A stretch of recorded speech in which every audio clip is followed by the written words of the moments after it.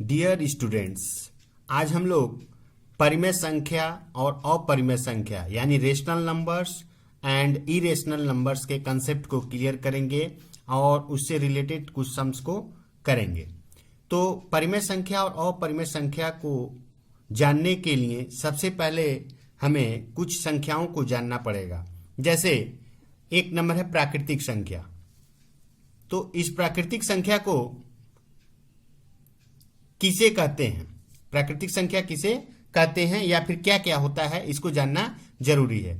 तो जो भी काउंटिंग नंबर्स होते हैं, जैसे हम लोग जो काउंटिंग करते हैं 1 2 3 4 5, वही संख्याएं प्राकृतिक संख्याएं कहलाती हैं। जैसे मैं यहां पर लिख रहा हूं 1 2 3 4 dot dot dot dot dot, अब जहां तक काउंटिंग करते चले जाएं अप टू इन्फिनिटी, अनंत तक।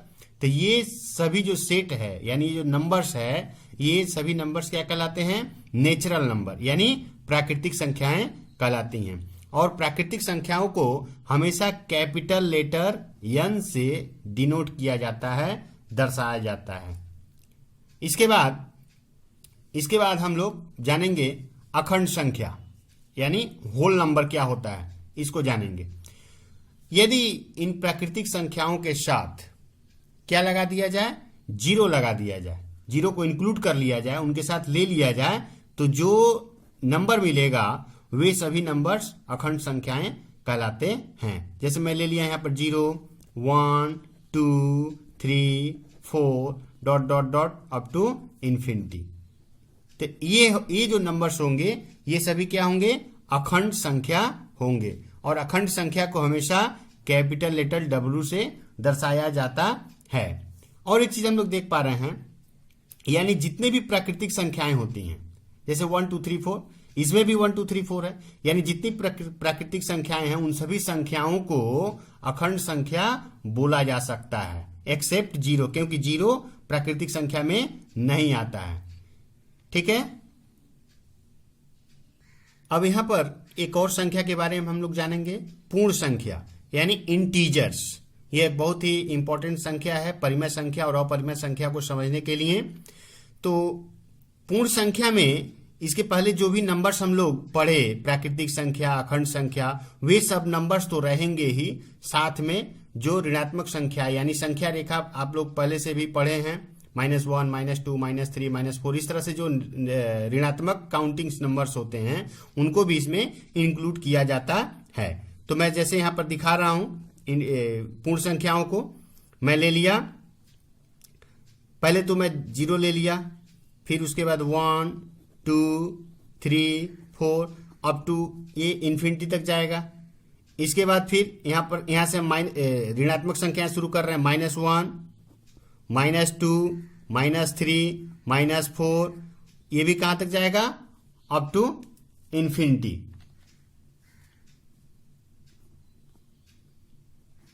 तो इसको हम लोग बोलते हैं पूर्ण संख्या। और पूर्ण संख्या को हमेशा कैपिटल लेटर Z से दर्शाया जाता है, या फिर कभी कभी कैपिटल लेटर G से भी दर्शाया जाता है। एक चीज हम लोग देख पा रहे हैं, जो पूर्ण संख्याएं हैं उसमें प्राकृतिक संख्याएं आ गई, जो अखंड संख्या के साथ 0 वो आ गया, और ऋणात्मक संख्या 1 2 3 -1 -2 -3 -4 -5 -6, इस तरह से काउंटिंग करते करते हम लोग अनंत जाएंगे। और जो धनात्मक संख्याएं हैं +1 +2, यहाँ पर प्लस नहीं दिया गया है यानी ये प्लस में है, 1 2 3 4 5 6, इस तरह से भी इन्फिनिटी तक जाएंगी। तो ये पूरा सेट जो है ये पूर्ण संख्याओं का सेट है। अब यहां पर हम लोग परिमेय संख्या को जानेंगे। तो सबसे पहले हम लोग जान लें परिमेय संख्या का डिफिनीशन क्या होता है, परिभाषा क्या होता है। जिन संख्याओं को P/Q के रूप में प्रकट किया जा सकता है यानी लिखा जा सकता है, उन्हें परिमेय संख्या कहते हैं। तो P और Q क्या है? P एक पूर्ण संख्या है यानी इंटीजर्स है, और Q भी एक पूर्ण संख्या है यानी इंटीजर्स है, बट Q का मान जो है 0 नहीं होना चाहिए, यह एक कंडीशंस है। तो हम लोग इसके पहले हम लोग इंटीजर्स के बारे में जाने यानी पूर्ण संख्या के बारे में जाने, 0 1 2 3 4 5 6 इस तरह से, या फिर -1 -2 3, ऋणात्मक भी ले सकते हैं और धनात्मक भी ले सकते हैं। तो ऐसी स्थिति में जैसे मैं कुछ यदि एग्जाम्पल्स दूं, जैसे मैं एक एग्जाम्पल्स दे रहा हूं परिमेय संख्या का, 0/2। तो 0/2 क्या एक परिमेय संख्या है कि नहीं है? क्यों है? क्योंकि 0 एक पूर्ण संख्या है यानी इंटीजर्स है, और q ये भी एक पूर्ण संख्या है, तो यानी ये एक परिमेय संख्या है। इसी प्रकार एक और संख्या हम लिखते हैं 5/3। सपोज दैट मैं लिखा 5/3, तो 5 भी क्या है? एक पूर्ण संख्या है जो इस सेट में आएगा, 5, 6, 7 इस तरह से, माइनस भी आएगा, तो ये 5/3 भी एक परिमेय संख्या है। इसी प्रकार यदि हम 2/3 लिखें तो ये भी एक परिमेय संख्या होगी। क्यों? क्योंकि दो एक पूर्ण संख्या है यानी इंटीजर्स है, और 3 भी एक पूर्ण संख्या है यानी इंटीजर्स है। तो यहां पर जैसे हम लोग प्लस प्लस में सब लिए, हम लोग चाहे तो माइनस को भी ले सकते हैं। जैसे हम यहां ले लिए -5/4, तो -5 भी एक पूर्ण संख्या ही है और 4 भी एक पूर्ण संख्या है, यानी ये सभी संख्याएं जो हम लिखे ये सभी परिमेय संख्याएं हैं।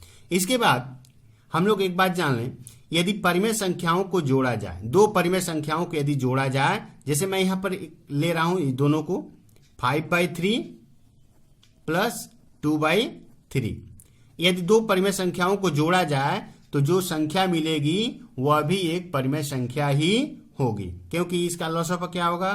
3 होगा। हम 3 ले लिए, इससे इसे कट करेंगे तो 5, और 3 से इसको कट करेंगे तो 1 होगा, तो 1 में 2 का मल्टीप्लाई किए तो गुणा किए तो 2 होगा, यानी ये हो गया 7/3। तो 7 क्या है? एक पूर्ण संख्या है। 3 भी क्या है? एक पूर्ण संख्या है। इसके बाद हम बात करते हैं, यदि इन दोनों संख्याओं को घटाया जाए, यानी दो परिमेय संख्याओं का यदि वियोग निकाला जाए तो क्या मिलेगा? तो 5/3 में से यदि 2/3 को हम लोग घटाएं तो यहाँ भी लॉसअप क्या होगा? 3 होगा। कट करेंगे तो 5 - 2 यानी क्या मिलेगा? 3/3 मिलेगा। तो हम लोग कट करेंगे तो 1 हुआ, तो 1/1। तो 1/1 क्या परिमेय संख्या नहीं है? क्योंकि 1 क्या है? एक पूर्ण संख्या है। ये भी 1 क्या है? एक पूर्ण संख्या है। तो 1/1 को 1 लिख सकते हैं, यानी 1 जो होता है वह भी एक परिमेय संख्या होता है। इसके बाद यदि हम बात करें, ये हो गया जोड़ने का, ये घटाने का। इसके बाद यदि हम इन्हीं का गुणा करने का बात करें, यानी ये दो परिमेय संख्याएं जैसे 5/3 और 2/3 हैं, इसका गुणा करें तो ये क्या होगा? 10/9। तो 10/9 ये भी एक परिमेय संख्या है, क्योंकि 10 भी एक पूर्ण संख्या होता है, 9 भी एक पूर्ण संख्या होता है। इसी प्रकार यदि 5/3 में हम लोग 2/3 से क्या करें? डिवाइड करें, यानी भाग करें, तो क्या होगा? 5/3 डिवाइड है तो गुणा करेंगे तो चेंज होगा, ये 3/2 हो जाएगा, यानी ये हो जाएगा 15/6। तो ये 15/6 भी क्या होगा? एक परिमेय संख्या होगा। क्यों? क्योंकि 15 एक क्या है? 15 एक पूर्ण संख्या यानी इंटीजर्स है, और 6 भी एक इंटीजर्स है यानी पूर्ण संख्या, इसलिए ये परिमेय संख्या है।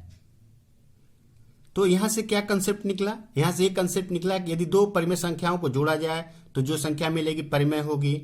दो संख्याओं को घटाया जाए, दो परिमेय संख्याओं को घटाया जाए तो जो वियोगफल मिलेगा वो भी एक परिमेय संख्या होगा। इसी प्रकार यदि दो परिमेय संख्याओं का गुणा किया जाए तो वो भी एक परिमेय संख्या होगा। यदि दो परिमेय संख्याओं का भाग किया जाए तो जो भागफल मिलेगा वो भी एक परिमेय संख्या होगा। इसके बाद हम बात करते हैं अपरिमेय संख्याएं यानी इरेशनल नंबर्स।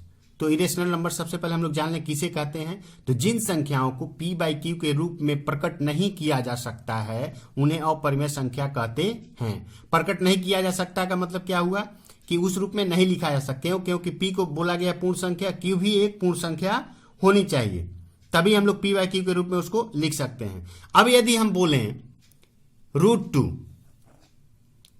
यदि हम बोलें √2 तो क्या यह एक परिमेय संख्या है कि अपरिमेय संख्या है? तो सबसे पहले अगर हम लोग इसको लिखें तो ये क्या होगा? √2/1। तो हम लोग देख पा रहे हैं √2 है, यानी p एक क्या हो गया? ये पूर्ण संख्या, यहां पर जो p का मान निकला वह एक पूर्ण संख्या नहीं है, यानी यह एक परिमेय संख्या नहीं है। √2/1 एक परिमेय संख्या नहीं है। तो परिमेय संख्या नहीं है तो क्या है? यह एक अपरिमेय संख्या है, क्योंकि इसको p/q के रूप में प्रकट नहीं किया जा सकता। प्रकट करने का मतलब, p/q के रूप में प्रकट करने का मतलब p का भी मान पूर्ण होना चाहिए, पूर्ण संख्या होना चाहिए, और q भी पूर्ण संख्या होना चाहिए। इस तरह से हम लोग जो भी मान ले, जैसे हम लिए √7 क्या लिए? 4, तो ये भी क्या होगा? ये एक अपरिमेय संख्या होगा, क्योंकि यह √7 एक पूर्ण संख्या नहीं है और 4 एक पूर्ण संख्या है, बट एक तो नहीं है, p का मान तो पूर्ण संख्या नहीं है, इसलिए यह एक परिमेय संख्या नहीं होगा। क्या होगा? यह एक अपरिमेय संख्या होगा। अब यहां पर हम लोग कुछ परिमेय संख्याओं को कैसे संख्या रेखा पर दर्शाते हैं या फिर लिखते हैं उसको सीखेंगे। जैसे यहाँ क्वेश्चन दिया गया है, परिमेय संख्या 1/3 और 2-2/3 को संख्या रेखा पर बैठाएं। तो सबसे पहले हम लोग ये देख लें कि 1/3 जो आ रहा है ये इसका मान क्या है? 1 से कम है, यानी ये 0 से 1 के बीच में आएगा। इसी तरह से -2/3 है, यानी इसका भी मान 1 से कम हो रहा है। अगर यदि हम लोग 3 से 2 को भाग दें तो 0.6 मिलेगा, यानी ये 0 और -1 के बीच में है। तो सबसे पहले हम लोग वो 1/3 को देखते हैं। 1/3 का आने का मतलब क्या हुआ कि ये जो 0 से 1 तक का घर है इसको हम लोग क्या करेंगे? 3 बराबर भागों में बांट देंगे। तो इसके लिए हम एक यहाँ पर संख्या रेखा बनाए हैं। जैसे यहाँ पर 0 है, राइट साइड हम जा रहे हैं तो +1 +2 और लेफ्ट साइड में जा रहे हैं तो -1 -2। तो सबसे पहले हम लोग इसको 0 से 1 तक के, जैसे यहाँ पर मैं दिखा रहा हूँ, ये 0 है, ये 1 है, तो इसको 3 बराबर भागों में बांट देंगे। तो जैसे मैं यहाँ पर दे दिया, एक भाग ये हुआ और एक भाग ये हुआ। अब यहाँ पर सबसे पहला काम क्या है? 1/3। तो 1/3 को कहाँ पर लिखेंगे हम लोग? ये हमारा क्या होगा? 1/3 होगा। ये क्या होगा? 1/3 होगा। और ये क्या हो जाएगा? ये हो जाएगा 2/3। मैं बता दे रहा हूं, ये 2/3 हो जाएगा। और ये जो होगा ये 1 है। 1 कहने का मतलब क्या हुआ? 1/3, 2/3 और ये आएगा 3/3। तो 3 से 3 कटेगा तो 1 आएगा। तो यानी हमको क्या दिखाना था? 1/3 को दिखाना था। तो हमारा आंसर कौन सा है? संख्या रेखा वाला, ये वाला। ये मैं जस्ट समझाने के लिए बताया कि 2/3 होगा और ये 3/3 होगा। इसके बाद हम लोग अब इसको देखते हैं। तो सेकंड नंबर को -2/3 है। तो जैसे यहाँ पर हम लोग किए थे इस तरह से इसको भी, ये भी -2/3 को यदि 2 को यदि 3 से भाग दें तो ये 1 से 0 के बीच में इसका वैल्यू आएगा। तो यहाँ भी हम लोग क्या करेंगे? इसको 3 बराबर भागों में बांट देंगे। एक भाग ये हो गया, एक भाग ये हो गया। तो 0 से पास वाला जो हो जाएगा ये हो जाएगा -1/3। ये क्या हो गया? -1/3। और ये वाला हो जाएगा -2/3। और ये क्या हो जाएगा? -3/3 होगा।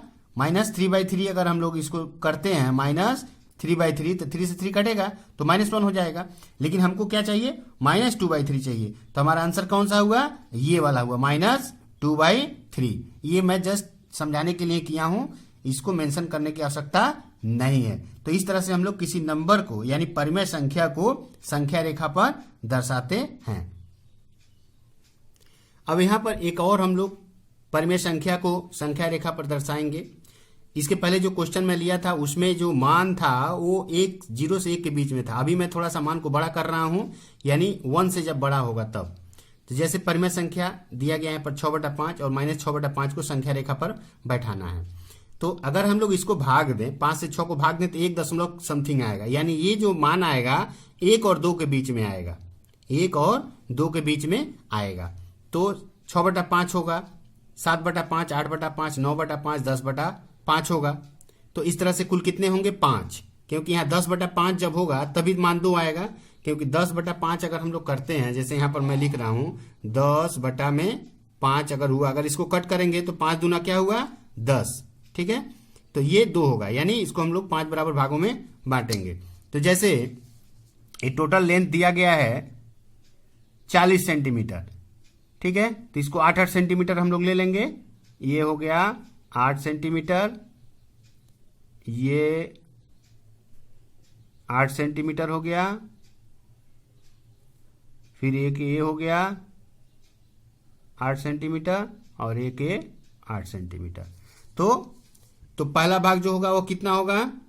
ये होगा 6/5।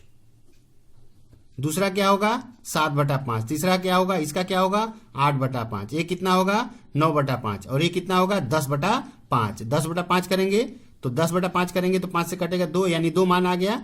तो यानी 6/5 हमको यहाँ पर मिलेगा। ये हम लोग का आंसर हुआ। इसी प्रकार -6/5 को हम लोग यहाँ पर करेंगे। तो यहाँ पर भी हम लोग क्या करेंगे, ये 40 सेंटीमीटर है डिस्टेंस है, तो 40 सेंटीमीटर को 5 बराबर भागों में बांट लेंगे। 5 बराबर भागों में बांटने के लिए 8 सेंटीमीटर, तो 8 16 हो गया, ये हो गया 32, ये हो गया 40। तो इसी तरह से यहाँ भी होगा। ये देख, पहले हम लोग -6/5, -7/5, -8/5, -9/5 और -10/5, यानी माइनस अगर 10/5 हम लोग लेंगे तो 5 से कटेंगे -2 होगा। तो यानी ये पहला मान हमारा क्या होगा, ये -6/5 होगा। यही हम लोग का क्या होगा, आंसर होगा। इस तरह से हम लोग किसी भी परिमेय संख्या को संख्या रेखा पर दर्शा सकते हैं। एक क्वेश्चन और हम लोग करेंगे। दिया गया 1/3 और 3/5 के बीच 5 परिमेय संख्या लिखें। तो ऐसी स्थिति में हम लोग क्या करते हैं, ये जो दोनों परिमेय संख्या दिया गया है, दोनों परिमेय संख्या के हर को बराबर करना पड़ता है इस तरह के क्वेश्चंस में। तो यहाँ 3 है, यहाँ 5 है, हम बराबर करते हैं। जैसे यहाँ 1/3 है, अगर ऊपर नीचे हम लोग 5 से गुणा करें तो ये हो जाएगा, 5 से गुणा करने से ये हो जाएगा 5/15, और ये है 3/5। इसमें किससे ऊपर नीचे गुणा करना पड़ेगा, 3 से, तो ये हो जाएगा 9/15। ये 5/15 है, 9/15, लेकिन हमको संख्या कितना लिखना है, 5। अब 5 लिखना है तो 6/15, 7/15, 8/15, तो यहाँ पर नहीं होगा, तो इसलिए इसके हर को और बड़ा करना पड़ेगा। तो इसमें हम लोग क्या करेंगे, 2 से ऊपर नीचे और गुणा कर देंगे। तो ये ऊपर इसमें 2 से गुणा करेंगे तो कितना होगा, ये हो जाएगा 10/30।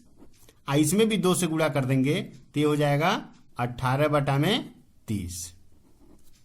अब यदि हम लोग को इसके बीच में 1/3 और 3/5 कहने का मतलब क्या है, 10/3 और 18/30 के बीच में 5 परिमेय संख्याएं लिखनी हो तो क्या क्या होंगी। एक होगा 11/30, दूसरा होगा 12/30, 13/30, 14/30 और 15/30। अभी हम लोग चाहें तो और भी लिख सकते हैं, 16/30, 17/30 और 18 तो है ही। तो यहाँ पर 5 ही बोला था, इसलिए हम लोग 5 ही लिखे हैं। तो ऐसे क्वेश्चन में हम लोग को क्या करना पड़ता है, हम लोग देख पा रहे हैं, हम दोनों ही जो भी परिमेय संख्या दिया रहेगा उसके हर को बराबर करेंगे। जैसे मैंने यहाँ पर हर को बराबर किया, मैं यहाँ पर देखा तो यहाँ पर काम नहीं हो रहा था, क्योंकि 5 के बाद क्या हुआ, 6/15, 7/15, 8/15, बस 3 नहीं मिल रहा था, इसलिए हम लोग को और एक स्टेप आगे जाना पड़ा। तो ये हम लोग का क्या हुआ, आंसर हुआ। तब एक क्वेश्चन और हम लोग करते हैं। यहाँ भी दिया गया है -3/5 और 1/2 के बीच 10 परिमेय संख्याएं लिखें। तो यहाँ पर हम लोग क्या करेंगे, यहाँ पर भी वही काम करेंगे, दोनों के हर को बराबर करेंगे। तो मैंने पहले -3/5 लिया, इसको हर को बराबर करने के लिए, यहाँ 2 है, यहाँ 5 है, तो यहाँ पर हम लोग यदि 2 से गुणा कर दें, यहाँ पर 5 से गुणा कर दें तो हर बराबर हो जाएगा। तो यहाँ पर 2 से ऊपर नीचे गुणा करते हैं तो ये हो जाएगा -6/10, और इसमें 1/2 है, तो इसमें हम लोग क्या करेंगे, 5 से गुणा कर दें। इसका जो हर है इसमें हम लोग इस ऊपर नीचे गुणा करेंगे तो ये हो जाएगा 5/10। अब हमको 10 परिमेय संख्याएं लिखनी है, तो यहाँ पर -6 है, तो हम लोग उल्टा आना पड़ेगा, संख्या रेखा पर उल्टा आएंगे। तो ये क्या होगा, ये पहला मिलेगा हमको -5/10, दूसरा क्या मिलेगा -4/10, तीसरा -3/10, फिर क्या मिलेगा -2/10, फिर क्या मिलेगा -1/10, फिर क्या मिलेगा, इसके बाद क्या होगा 0। तो इसके बाद यहाँ पर एक और संख्या लिखते हैं, क्या होगा, हो जाएगा 0 के बाद अब इधर आएंगे तो 1/10, उसके बाद 2/10, 3/10, और कितना हुआ, 1 2 3 4 5 6 7 8 9, और ये हो जाएगा 4/10। तो -3/5 और 1/2 के बीच में 10 परिमेय संख्याएं हमारी हो गई। तो इस तरह से हम लोग किन्हीं भी दो परिमेय संख्याओं के बीच में बहुत सारी परिमेय संख्याओं को लिख सकते हैं।